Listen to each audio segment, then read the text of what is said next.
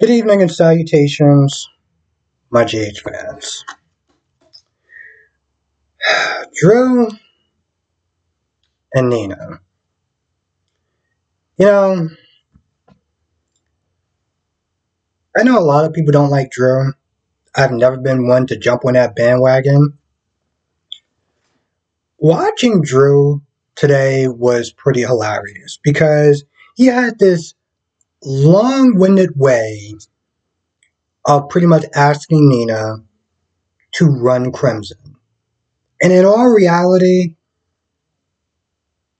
I really wish Nina would have said no. I really do, because let's be honest. Yes, she brought Crimson back from the brink of death. She had help, but she still did it, you know? And that's something that no one can sit there and take away. As much as people do not like Nina, they cannot sit there and take away her success of actually bringing that company back up to the top. And while Drew sits there and talks about how he could just let it die, but he doesn't want to sit there and have failure named to, attached to him. Nina should have been like, you know what, listen, as much as this job is it's sucking right now, I'm gonna sit there and say no out of pure principle. And she did sit there and laugh and she was like, oh, okay, so let me guess what up happening. Because Drew lied, by the way. Drew was like, oh, I want to fire Carly. What a lying ass. You know damn well that didn't happen. Carly quit. Okay, Carly was done. And you broke up with her, rightfully so. But let's not sit there and try to act like, just to try to save some face, oh yeah, I fired her. Yeah, okay, bro. Um, so yeah, what I didn't like towards the end was that Drew was like, we'll put out an issue, whatever, and I think he said something along the lines of, you just have to work with Carly on this issue. And she was like, no, I'm not gonna do it. He said something, he walked away, and Nina was like, wait, and Drew smiled. And I'm just like, bro, you didn't actually, don't try to walk out of this whole little meeting like you had some sort of victory. Because at the end of the day, you can try to spin this whatever way you want in that brain of yours.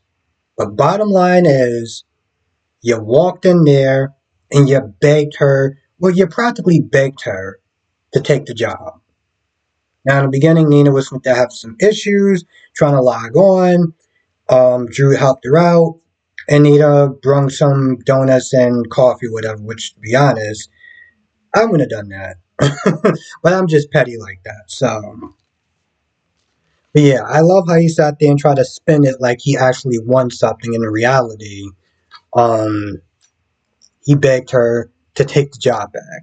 Which, let's be honest, it seemed like working with Alexis was just kind of a chore in itself. So, yeah. Now let's talk about this whole Sasha thing, right? Sasha's doing this shoot. The photographer is not really liking the shots. The director is just being all fussy. And my whole thing is like, bro, if you're a director, you need to sit there and tell her what she wants, because they start shooting her. They don't like it, and they tell her to do this, and they tell her to do that. And Sasha's like, all right, hold on, let's just stop for a minute.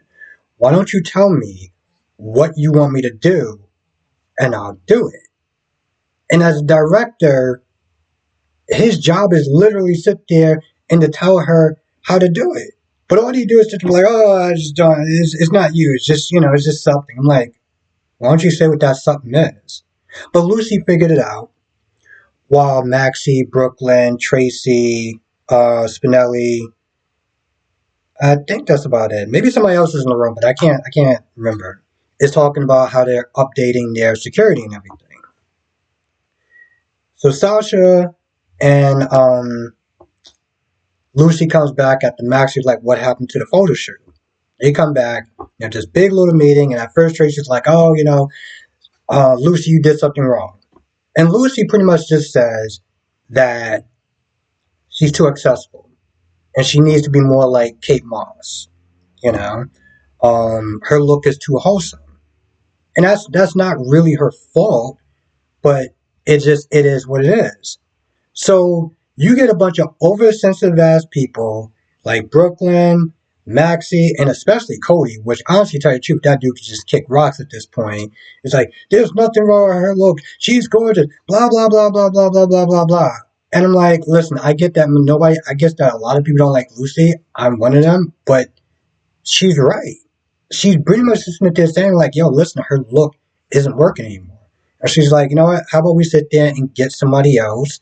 You know, we could still keep her, but just get somebody else that has a little bit more mystery. You've been doing this game for a while, and maybe people just like, they know too much about you. There's a whole bunch of other different things that could just be not working for her right now. But bottom line, she's like, let's get somebody else. And I think that that was a great idea. But everyone in that room is pretty much just whining and complaining and getting upset with Lucy. And then Cody starts getting in his feelings, talking about, oh, well, you know, I don't like what you're sitting there saying, so I'll sit there and quit. And Lucy's like, all right, fine. Because at the end of the day, the thing about modeling, they can sit there and find somebody else that looks like you like that. You are definitely replaceable. Um, I don't think it was um, cool the way she was talking about, oh, you're nothing but a stable boy, this, that, and the third. I thought that was a little over the top. But the bottom line is, bro, you could be replaced. So he quits. He walks out. I'm like, okay, you can go. And Lucy even says, like, yo, listen, the reason we actually kept you around was to make Sasha happy. Let's just be very clear. I mean, he probably helped a little bit, but at the end of the day, it was more about making her happy. So she had no problems sitting there saying that. And if we're going to be honest, I think everyone in that room knew that. That's why they didn't sit there and make that much of a big fuss when Cody was there. It was like, well, it's kind of true. And then Sasha was just like, oh, well, because of what Cody said, now she wants to sit there and quit. And I'm like, see, y'all should have just went with Blaze. Y'all should have just went with Blaze from the start. But no, we have to sit there and give Sasha another chance and blah, blah, blah, blah, blah. And then this is what wound up happening. So at the end of the day, well, that was right.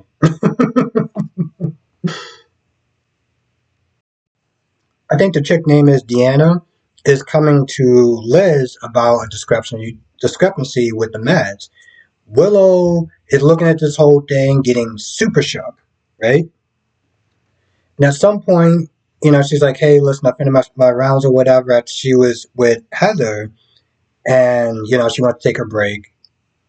So she took it, went home, was freaking out with Michael. And, you know, Michael told his story about how he went to jail and everything like that. I'm like, that didn't exactly really help. I'm just thinking about that and I was like, that didn't really exactly help. But he went across Spinelli to hack into the system to make it appear like everything is fine.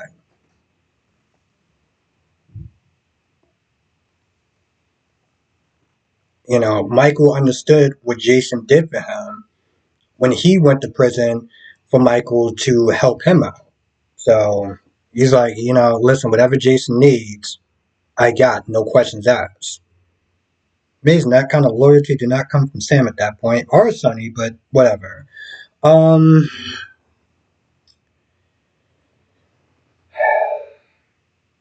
what are they doing with Laura?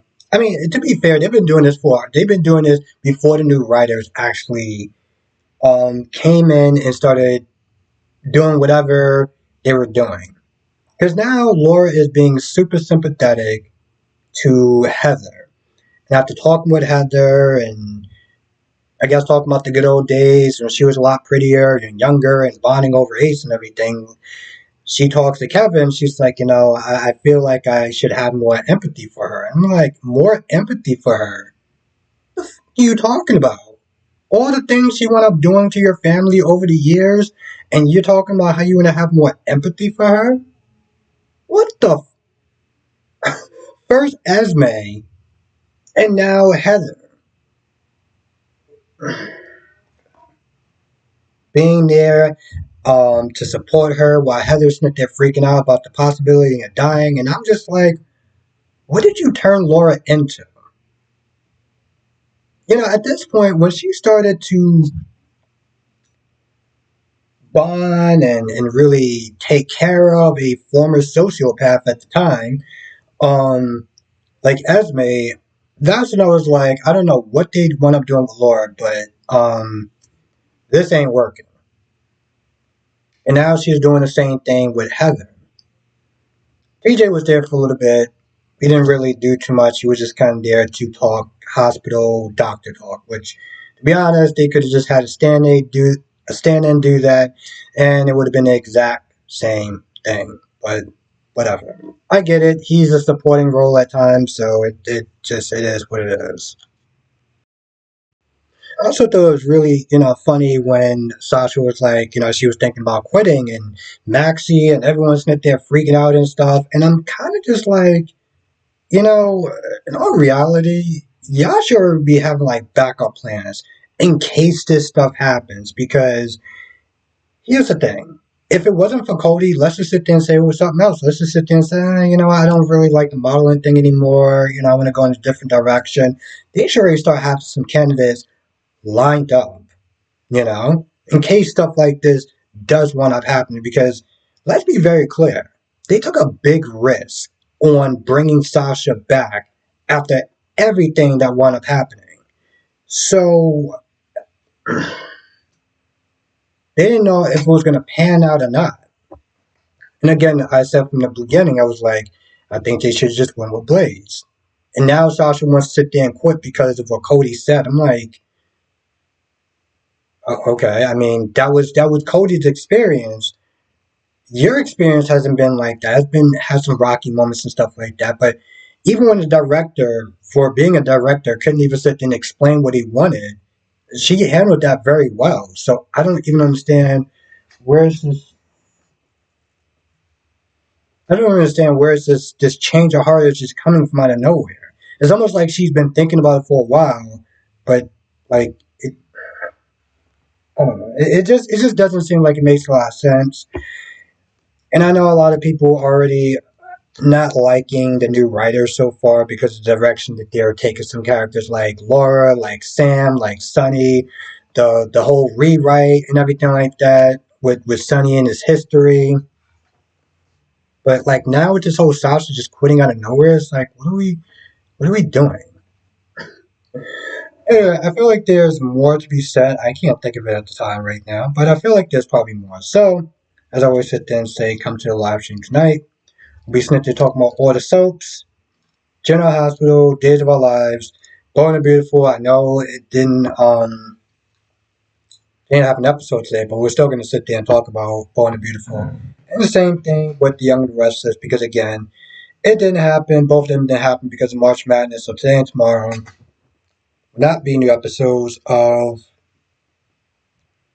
YNR and B&B. But at least GH actually did give us something, so I can't sit there and complain too much. Gave me more than Days of Our Lives, which well, I already talked about my Days of Our Lives review, which we'll talk about it again tonight. Anyway, with that being said, I'm gonna go. I will see you in the next video. Hopefully live stream tonight.